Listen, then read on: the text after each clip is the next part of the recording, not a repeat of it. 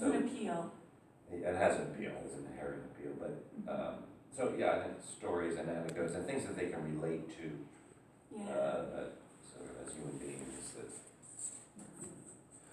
For instance, with the trees in the pre-gallery, people are really interested when you point out the furrows in the Douglas fir and the fact that the cedar has scalloped roots. They seem to remember that. Visual cue, right? Visual, yeah.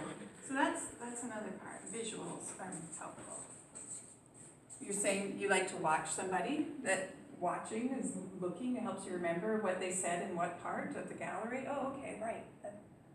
When I'm at that tree, I want to say this thing. It helps you. And it's quick and easy. Yeah. Mm-hmm.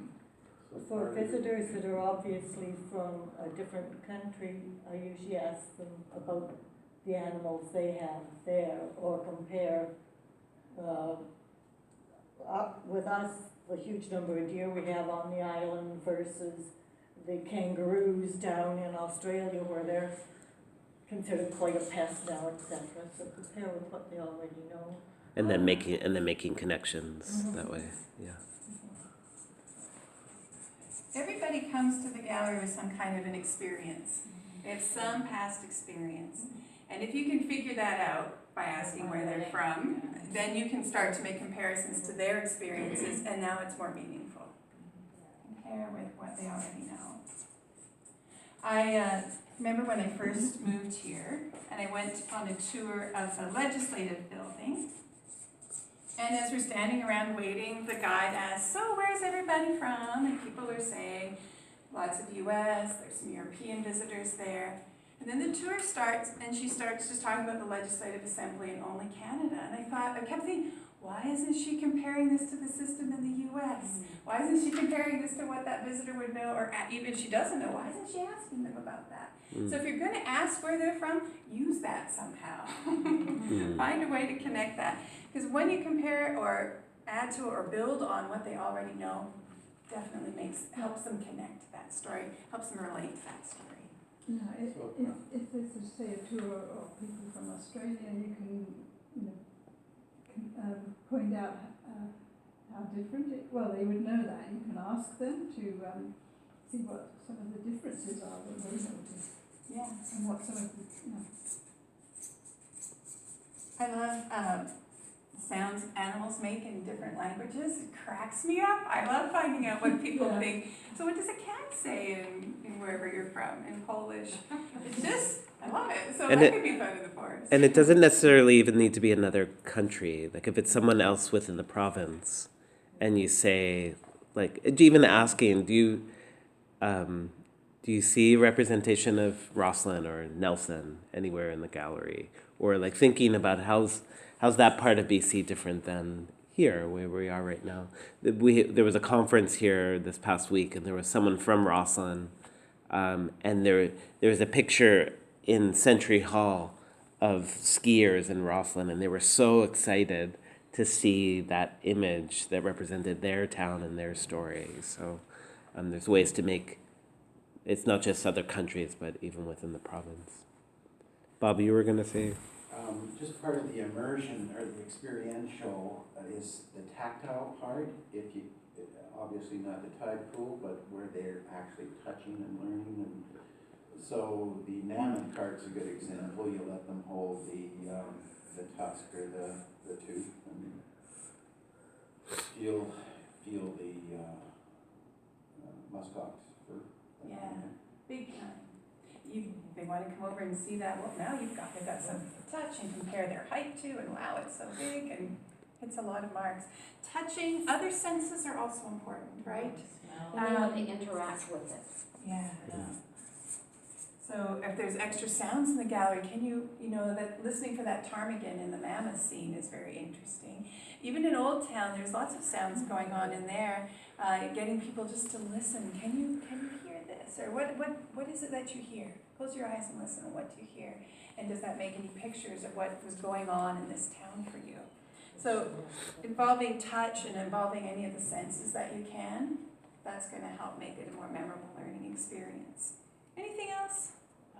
When you have what do you think, like you mentioned with the most dangerous animal, I remember when we did the goal cart, what do you think would be heavier, a troy ounce versus, things that people can actually have a guess at, and then say, well, here, you think you're right, and give them some follow-up to sort of give them a conclusion. Sounds like, that to me, sounds like a few things. It sounds like something fun. And it sounds like they're getting to discover something for themselves. So when you have those aha moments on your own, those are kind of more fun to me than somebody just told me this interesting fact and I thought it was neat. I like those too. But when I figured it out, I probably have a better chance of remembering it than somebody told me about it once. For example, Can I just add one thing to that, Kim, that list, before you go on? Because there's correcting misinformation, but there's also challenging assumptions. Misinformation makes it seem like, and often there's a case where there is a right answer. But challenging assumptions might mean there's not necessarily a right answer, but it's asking the visitors to reconsider their perspective in light of other perspectives. So it's not, does that make sense? Just thinking, just with that correcting misinformation, there's also challenging assumptions, like visitor assumptions, like asking them to think about or rethink their own assumptions. I think that should almost be a goal of what you're doing. Or even to have that rethink. And by that I mean when you're doing something up in the gallery and you've got this information you want to tell somebody, why do you want to tell them that? Like, what are they supposed to do with it? If you've got an information or a story or an anecdote or a great visual you want to show them, why? Why does it matter? And if your answer to that why does it matter is, well, maybe I'm going to help them rethink this issue or this space or this place, or maybe challenge some assumptions they might have and change their thinking. That's a really lofty goal, and it may not always fit in what you're doing, but I think some of the most rich and meaningful experiences have that element in them. Discovery. I want to. This is just a little game. You know these kind of word puzzles? Neon lights. Good. So there's the word me, and it's on light. That might help figure out this one. This one was on. Maybe this one's different. Over two. Eyes. Too wide. Above. Above. Okay, something other than above. Over. Other opposite of above. Under. Mm-hmm. Eyes. Maybe there's what Under. What are these?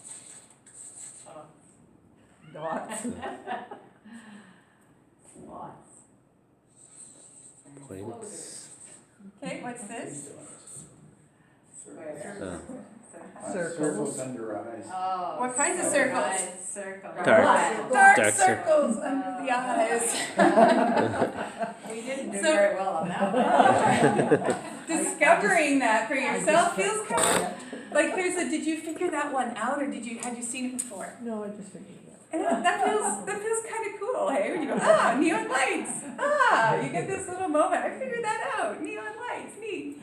Okay, then you've even learned something here. It's something on. This line means on. Okay, eyes on, above, and you get to this process of figuring it out. Now you're learning how to figure out these funny little word puzzles, and it's kind of excites your brain, doesn't it? It makes it lively and fun. So. Yeah. That I want to talk a little bit about that idea because it also relates to the discovery and fun piece that we were talking about here. But I'm going to get ahead of myself, and instead I want to talk a little. It leads us nicely to this